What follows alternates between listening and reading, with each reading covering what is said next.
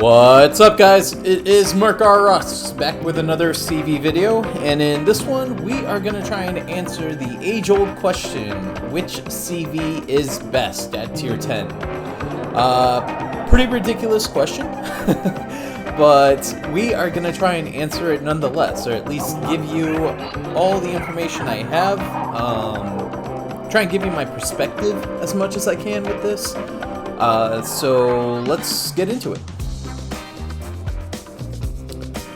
So why is this question ridiculous? Well, there's basically a high degree of variance between each game, right?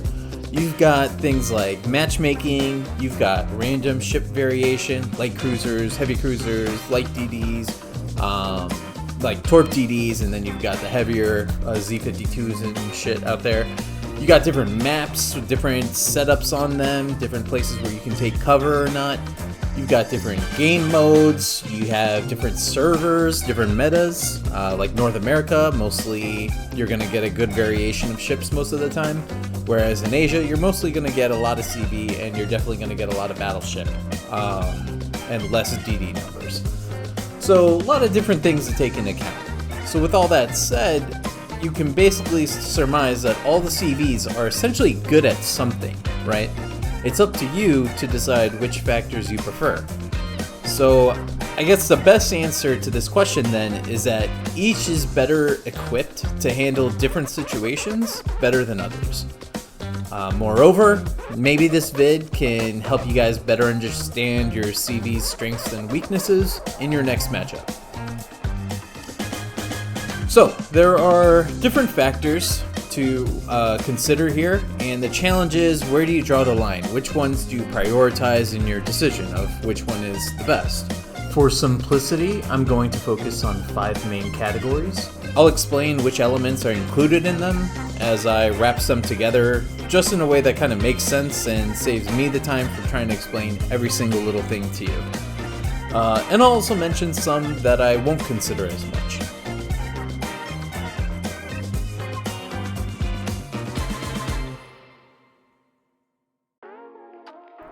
So the first category is survivability. This one has probably the most elements bundled within it, and to that effect, I've got HP wrapped in here. I have turn radius, armor layout, acceleration, and secondary armament. So again, I want to stress that every match deals a different situation, so sometimes some of these factors don't come into play, right? I'm basing this just off of 8,000 CV games, give or take, so your experience will probably be different. So yeah, just keep that in mind. If you disagree, make your own goddamn video then. Next category I value is plane speed. I feel plane speed is extremely critical as it cuts down your flight time.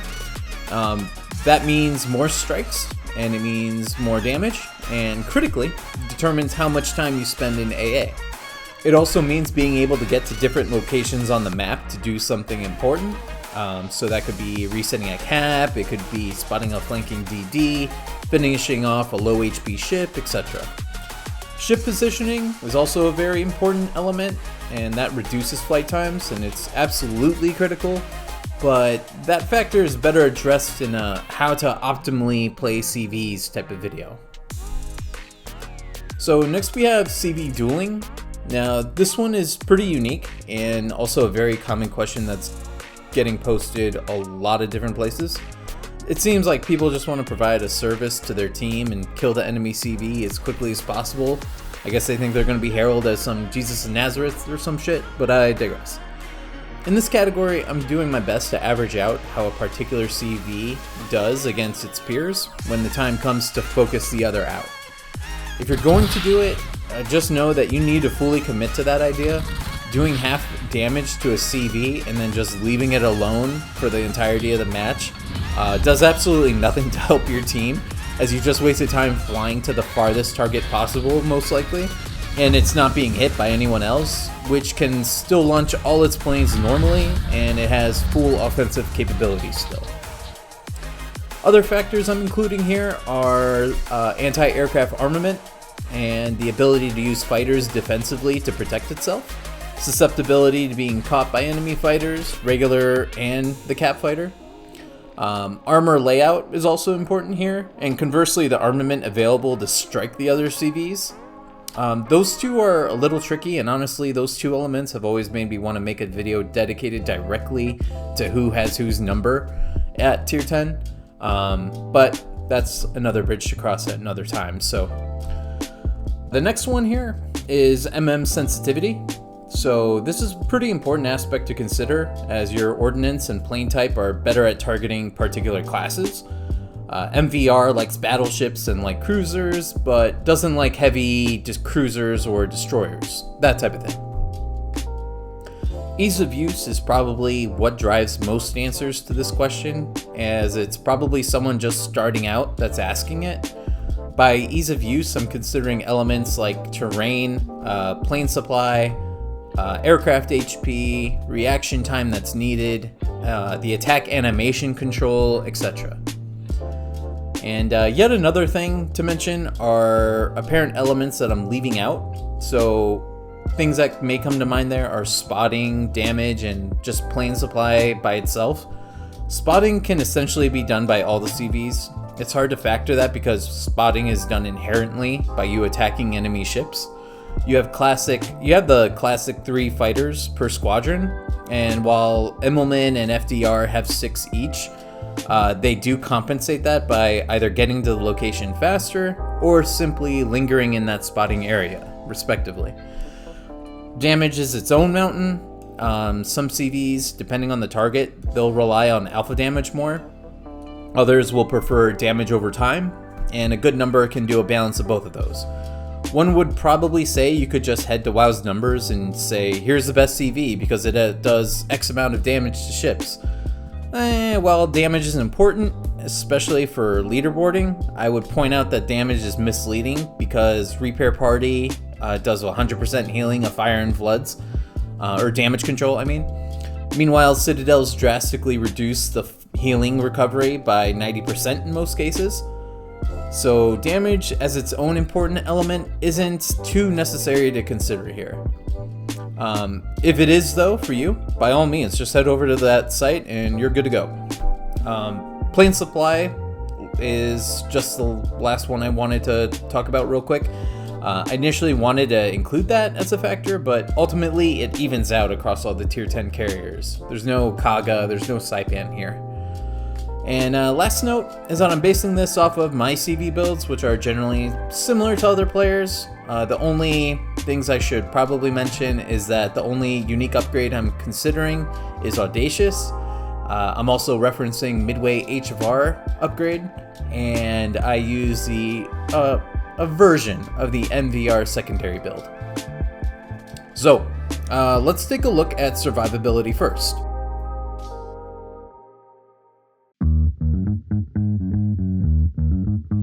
So, rounding out Tier A, we have Hakuryu, Roosevelt, and Midway. This is mostly because of their armored decks that can withstand many AP shells, all AP shells at respectable distances.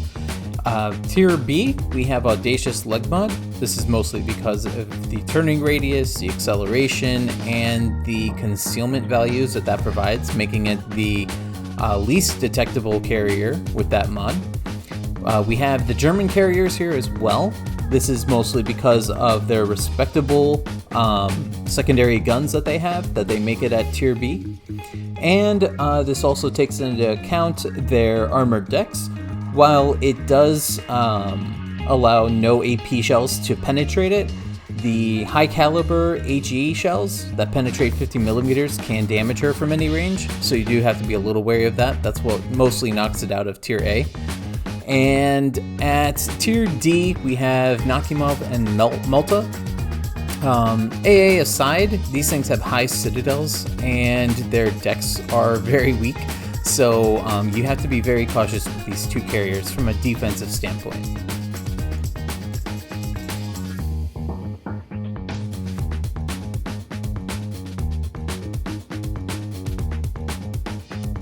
Alright, plane speed. We have the King at Tier S, that's MVR, MVP. at 173 knots. We have Max Immelman coming in second here at 164 knots. Hakuryu comes in the Bravo level, and that's at 155. Again, this is just average cruise speed here, and taking into account my builds, of course. We got Audacious and Midway as the 4th and 5th. Midway does outspeed the Audacious here, so Midway is 146, Audacious 141 on average. Admiral Nakimov and Malta are 6th and 7th.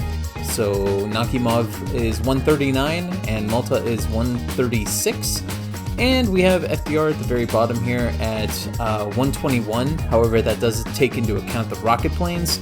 I hardly use the rocket planes, so that actually would average out at 119 knots, just taking into account the other two.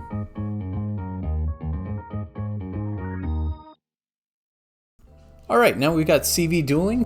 Max Immelman comes in at the A level, the A tier, simply because of its skips and torpedoes being very effective against all the carriers.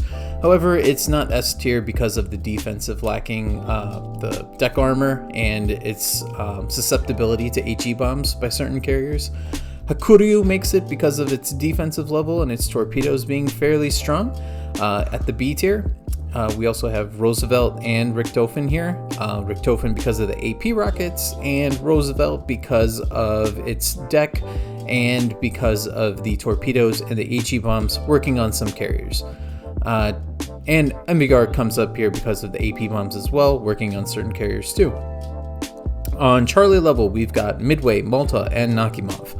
Midway main positive here is its armored deck and AA, but it is weak when it comes to armament against the classic carriers. It can only really use its torpedoes most of the time. Malta and Nakimov are Charlie as well because they have good offensive capabilities, especially Nakimov. However, their high citadels is a problem. Their weak armor at the deck level is a susceptible issue too. And then last but least is Audacious. Audacious simply has good turning radius, but it only has torpedoes offensively, so you're usually going to lose the CV-CV duel. Next we have MM sensitivity.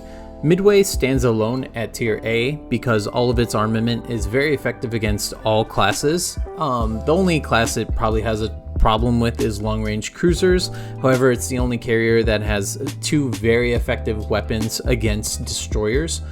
At Bravo level, we have Hakuryu, Nakimov, Malta, and Immelman. All these are very good versus larger classes, but again, they all have a little bit of an issue with destroyers. And at the C level, we have Roosevelt and Audacious.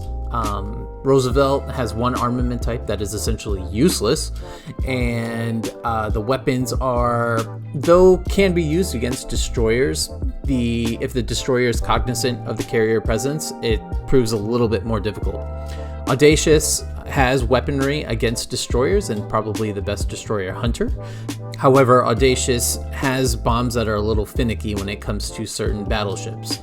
And finally, we have Manfred at the D tier, simply because it expects torpedoes to work against destroyers, and MVR's bombers are a little wonky sometimes, and they're your only main weapon versus heavy cruisers.